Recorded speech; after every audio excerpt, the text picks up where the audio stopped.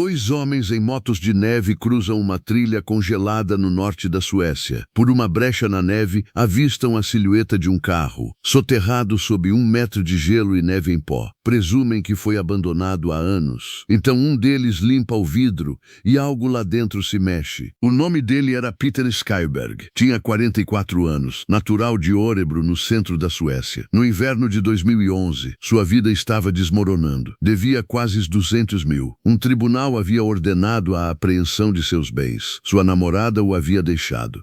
E pouco a pouco Peter foi se afastando do mundo. Ele foi visto pela última vez comprando pão e café num posto de gasolina perto de Umeå, no extremo norte. Ninguém sabe exatamente quando ele levou seu carro por aquela trilha estreita na floresta, a poucos quilômetros da principal rodovia E4 da Suécia. Mas em algum momento, em meados de dezembro, a neve começou a cair, e não parou. Em poucos dias, seu carro estava completamente soterrado. E ninguém no mundo sabia que ele estava ali. A temperatura lá fora despencou para menos 30 graus Celsius, 22 negativos em Fahrenheit. O tipo de frio que mata a pele exposta em minutos. Mas dentro do carro, algo estranho estava acontecendo. A neve é 95% ar aprisionado. Quando se acumula ao redor de uma estrutura, funciona como isolante. O mesmo princípio que mantém um iglu aquecido por dentro mesmo nas piores condições do Ártico. Um iglu bem construído consegue manter 16 graus Celsius, usando apenas calor corporal, mesmo quando a temperatura externa chega a menos 45. O carro de Peter, sepultado sob 1 metro de neve, havia se transformado num iglu acidental. A temperatura interna ficou logo abaixo do ponto de congelamento, fria o bastante para ser perigosa, mas quente o bastante para sobreviver. Peter tinha um saco de dormir, não tinha comida, e sua única fonte de água era a neve que conseguia raspar de dentro do carro. Dia após dia, na escuridão total, ele ficou ali, e o mundo lá em cima seguiu em frente sem ele. E aqui está o que torna essa história ainda mais perturbadora. Ninguém reportou Peter Skyberg como desaparecido. Nenhum amigo, nenhum parente, nenhum vizinho. Ele vivia no carro havia semanas antes da nevasca. Era um homem que havia escorregado por cada brecha do sistema. Suas dívidas haviam consumido tudo. Um diário pessoal, recuperado depois, revelava entradas cheias de desespero sobre suas finanças, sobre perder sua casa, sobre não ter para onde ir. Até o Natal de 2011, Peter estava preso havia quase uma semana. Até o Ano Novo, 2 semanas. A neve continuava caindo, e ninguém estava procurando. Com o passar das semanas, o corpo de Peter começou a mudar. Sua temperatura central, normalmente de 37 graus Celsius, começou a cair, lentamente, constantemente. Sua frequência cardíaca diminuiu. Sua respiração ficou superficial. Seu metabolismo, o motor que queima calorias para te manter vivo, praticamente parou. É aqui que a ciência se torna extraordinária. O Dr. Stefan Brandt, que estudou o caso, acreditava que o corpo de Peter entrou no que ele chamou de estado semelhante à hibernação. Sua temperatura se estabilizou em 31 graus Celsius, 87,1 Fahrenheit. Na medicina, isso é classificado como hipotermia moderada. Nessa temperatura, a maioria das pessoas perde a consciência. Muitas morrem. Mas o corpo de Peter havia encontrado um corredor estreito de sobrevivência. Como um urso no inverno, seus sistemas haviam reduzido ao mínimo absoluto necessário para sustentar a vida.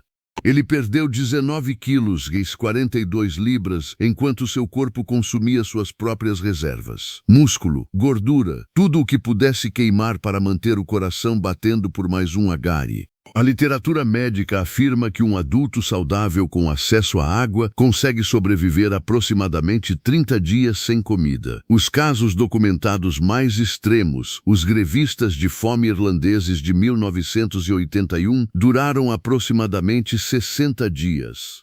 Peter Skyberg estava empurrando contra o limite absoluto da resistência humana e estava fazendo isso sozinho no escuro, num carro congelado, numa floresta sueca sem ninguém vindo. O médico legista Jason Payne James observou depois que nesse estágio a função cognitiva estaria severamente comprometida. Peter talvez não entendesse totalmente onde estava, há quanto tempo estava ali ou se alguém algum dia o encontraria. Estava sobrevivendo. Mas Mal estava presente. 17 de fevereiro de 2012. Dois homens em motos de neve cortam caminho por uma trilha na floresta perto de Umeå. O caminho está soterrado sob mais de 1 metro de neve. No fim da trilha, eles veem o que parece ser a forma de um veículo. Acham que foi largado ali, talvez uma sucata velha abandonada para enferrujar. Mas um deles decide olhar mais de perto. Ele limpa a neve da janela e, através do vidro coberto de gelo, algo se mexe. Eles ligam para os serviços de emergência imediatamente.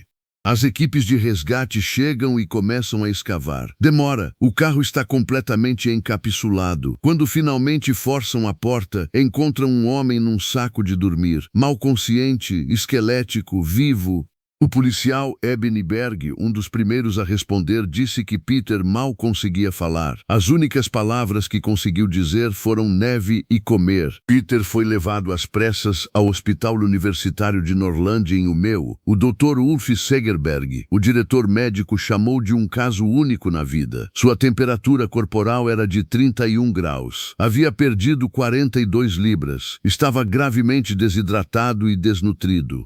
Mas aqui está a parte notável. Peter não precisou de cuidados intensivos. Foi colocado numa enfermaria hospitalar comum. Seu corpo, tendo operado no mínimo absoluto por 2 meses, começou a se recuperar com uma rapidez surpreendente assim que calor e nutrição foram restaurados. Em poucos dias esperava-se que tivesse alta. O iglu em que seu carro havia se tornado o manteve naquela janela estreita entre a vida e a morte, frio o bastante para desacelerar tudo, mas não frio o bastante para matá-lo. Após o resgate, Peter Skylberg recusou todos os pedidos de entrevista, recusou todas as visitas. Através do hospital transmitiu uma única mensagem, que estava melhorando e queria ser deixado em paz. A história viralizou pelo mundo. Os tabloides britânicos enviaram paparazzi. O Discovery Channel produziu um documentário sem a participação dele. Cientistas debateram se sua sobrevivência representava um caso genuíno de hibernação humana, ou simplesmente o limite extremo do efeito iglu combinado com uma sorte extraordinária. Mas o próprio Peter nunca disse uma palavra sobre aqueles 60 dias. O que quer que ele tenha vivido naquele carro congelado, a escuridão, a fome, o silêncio, ele guardou para si. E talvez essa seja a parte mais humana de toda essa história. Um homem que passou por todas as brechas da rede de segurança, sobreviveu a algo que deveria ter sido impossível, e então simplesmente pediu ao mundo que o deixasse em paz.